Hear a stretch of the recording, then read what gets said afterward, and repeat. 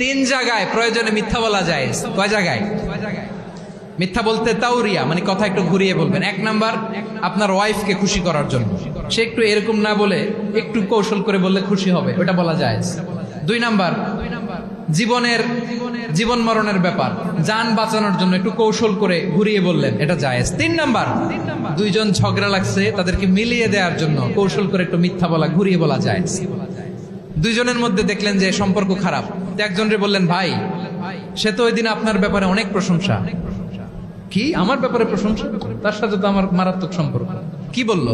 এই বললো আপনি নাকি এই করছেন ওই করছেন, অনেক প্রশংসা। লোকটার মন খুশি হয়ে যাবে তার ব্যাপারে, ঠিক কিনা? আবার তার সাথে যার ঝগড়া, ওরে যে বলুন, ভাই ওই দিন তো সে আপনার অনেক অ্যাপ্রিসিয়েশন করলো, অনেক।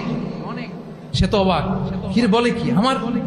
এই যে দুইজনের ব্যাপারে দুইজনের একটু ভালো ভালো কথা বলে দিচ্ছেন, একদিন দেখবেন রাস্তা দিয়ে হাঁটার সময় একে অপরকে সালাম দিয়ে ফেলছে।